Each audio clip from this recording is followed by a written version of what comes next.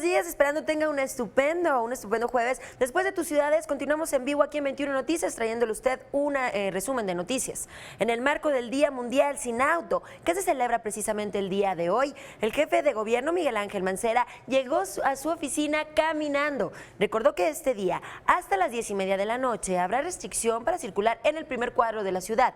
Solo se permite el ingreso de peatones, ciclistas y vehículos de emergencia. Destacó que ya sea caminando, en bicicleta o transporte público, lo importante es fomentar una movilidad sustentable.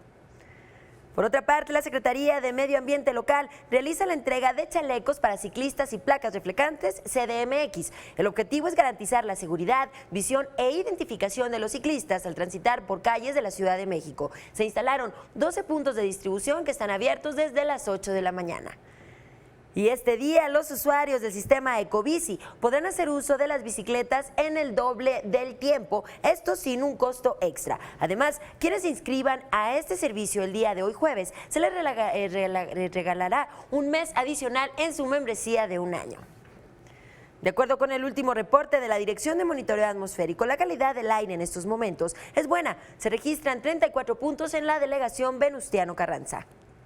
El dólar se vende este jueves en 19 pesos con 3 centavos en las casas de cambio que se ubican en el Aeropuerto Internacional de la Ciudad de México. En los bancos se cotiza hasta en 20 pesos con 5 centavos. Bien, hasta aquí el corte informativo. Antes de ir a Reporte Vial, lo invito como siempre a escuchar nuestra transmisión por frecuencia CDMX a través del portal www.capital21.df.gov.mx/radio y manténgase en contacto con nosotros a través de nuestras distintas redes sociales, las cuales aparecen en este momento en su pantalla. Además, lo invito a que el próximo sábado, al terminar 21 Noticias, nos acompañe en la transmisión de Noche de Promesas Knockout 21, así es que no se lo pierda. Tenga usted una excelente mañana. Vamos al siguiente Reporte Vial.